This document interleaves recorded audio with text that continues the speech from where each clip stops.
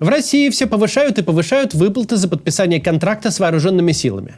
Мотивация государства тут понятна. Люди гибнут и калечатся на этой войне очень быстрыми темпами, а мобилизацию проводить политически опасно. Поэтому выбран вот такой вот путь – пополнение войск, покупать деньгами. Рекламная кампания для будущих рекрутов происходит довольно продуманная и циничная. Людям как бы говорят: хватит сидеть в долгах и безнадеге, подпишите контракт и все в жизни исправится. А саму войну представляют чуть ли не как приключение в духе фильмов про завоевателей прошлого. Давайте сегодня попробуем поподробнее разобраться, в чем состоит эта стратегия, почему люди могут в сказанное поверить, и почему то, что такая реклама обещает потенциальным контрактникам, на реальность никак не похоже.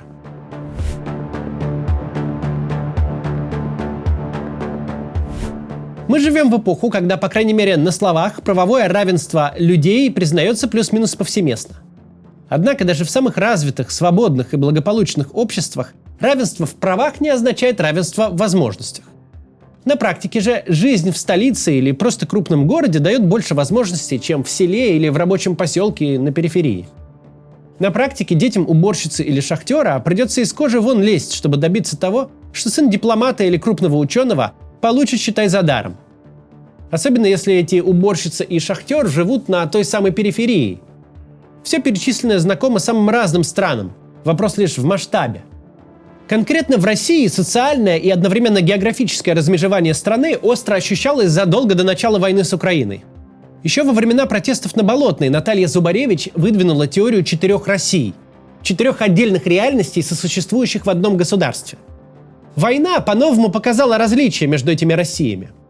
Мы все помним, как в начале войны в армию привлекали в основном жителей тех самых 3-й и 4-й России.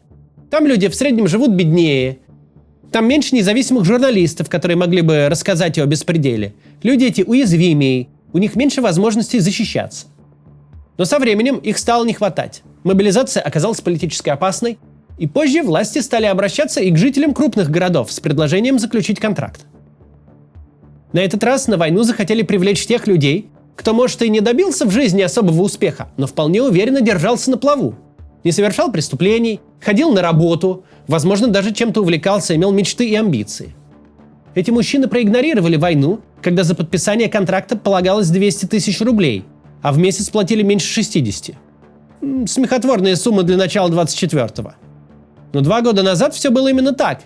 Теперь же государство изо всех сил манит сомневающихся на фронт еще более сомнительной романтикой, якобы увлекательным приключением и одновременно шальными деньгами.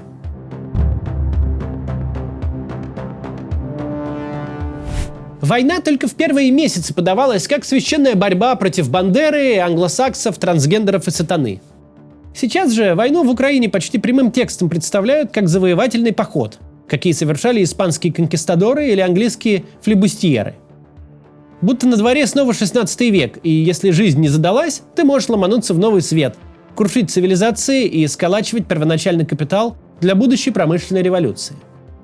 За 3 года войны военная агитация ощутимо приобрела авантюрно-завоевательный тон. К концу 24 года люди подзабыли, что начиналось все с имитации патриотизма, и в ходу были лозунги «своих не бросаем», «за мир без нацизма», «служить России, настоящая работа» и все вот это. Сейчас никто особенно в такое не впадает. Хорошее денежное довольствие, социальные гарантии. Вступить в военную ипотеку гораздо легче участнику СВО, контрактнику.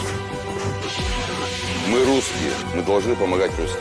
Самая главная мотивация – это твое призвание.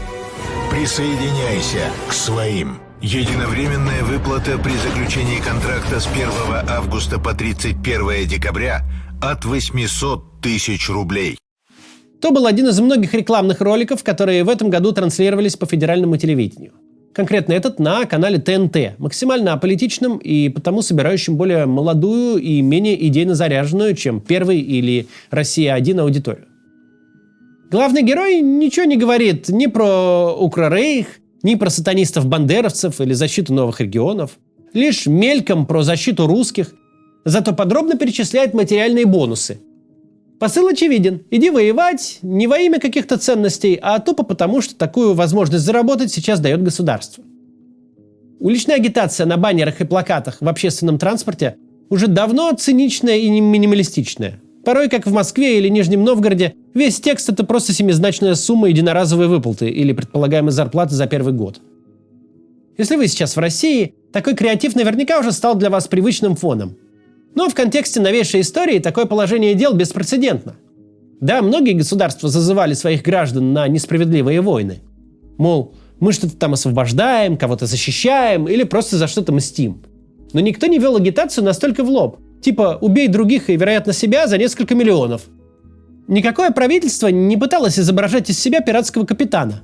Мол, мы идем грабить и убивать, пофиг кого, но если все выгорит и вы не помрете, то вернетесь домой богачами.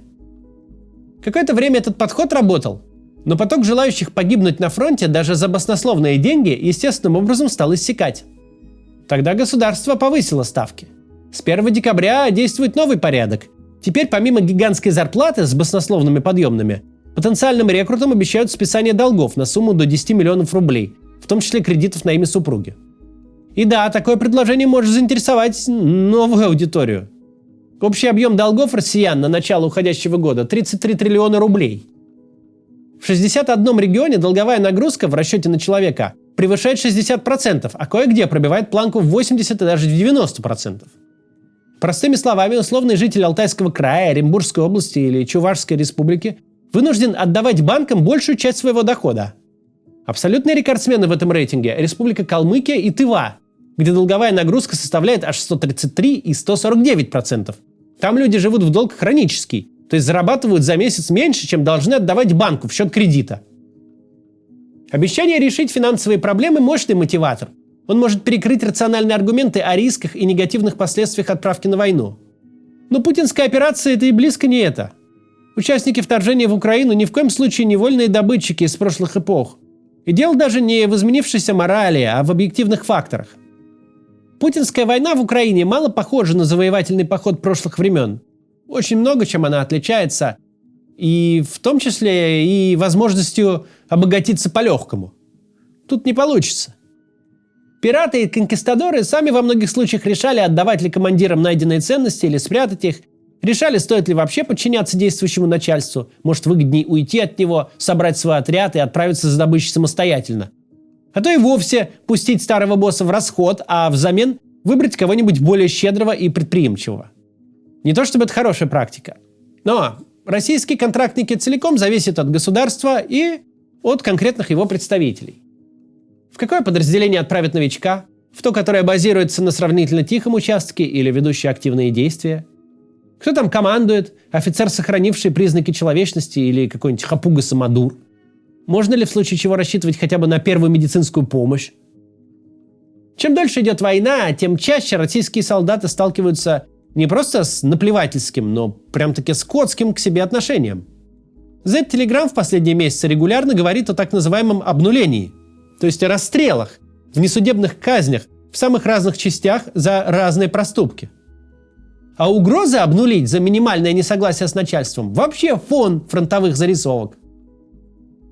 Но, допустим, даже потенциальный рекрут в курсе, что на фронте ему придется несладко и готов на определенные жертвы ради высоких выплат.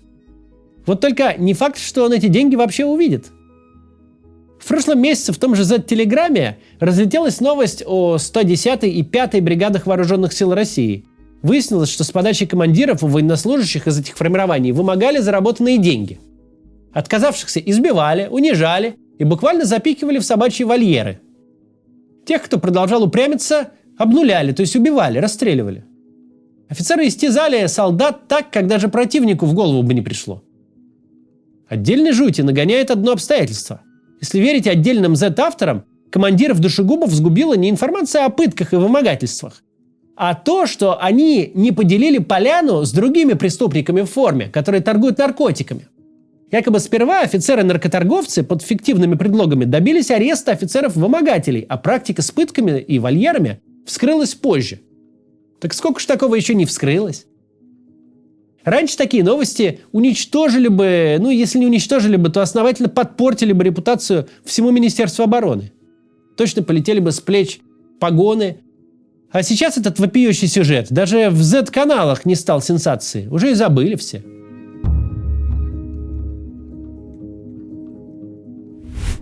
Не стоит думать, что наши сограждане прям свято верят в доброго царя. Это не так. Целое поколение россиян всю сознательную жизнь живет при нынешней власти, и когда дело доходит до дела, люди прекрасно понимают, чего стоит обещание Путина. Вместе с тем, порой обстоятельства складываются так, что государство, пусть не от хорошей жизни, разбрасывается деньгами. И кажется, что можно рискнуть, некоторые могут поверить. Но плохая новость в том, что российский режим в нынешней своей форме действует методами преступного синдиката или тоталитарной секты. Он удивительно щедр на обещания для потенциальных новобранцев. При этом к действующим участникам, которых уже удалось втянуть, относится как к расходному материалу, и никаких слов держать перед ними не собирается. На этой войне в российской армии бесчеловечно относятся даже к раненым. Тех, кто может передвигаться только на костылях, отправляют не в госпиталь, а в так называемые калеч-полки. Кто-то может верить, что на самом деле все не так. Что у государства, будь оно хоть трижды бандитское, остаются некие принципы и обязательства. Но это не более чем иллюзия. Поставив свою подпись, человек вверяет свою жизнь системе и с высокой вероятностью погибнет довольно быстро. В первом же бою станет понятно, солдат здесь предоставлен сам себе. Судьбу его решит случай и командир, которого едва ли терзают какие-то моральные дилеммы и соображения совести. У него много уже таких было. В первом же бою станет понятно, ни помощи, ни спасения на фронте нет. А еще через время, если первый бой все-таки удастся пережить, станет понятно, с войны этой ни живым, ни здоровым ты уже не вернешься. И ни фронтовых баек, ни денег домой не привезешь. Но сделать ты уже ничего не сможешь. После подписания контракта разорвать его нельзя. Если вы смотрите это видео, то, вероятно, все озвученное вы знаете. Но все же, ни в коем случае не подписывайте контракт сами и отговаривайте знакомых. России нужны живые и здоровые граждане, а семьям родные и близкие рядом. До завтра.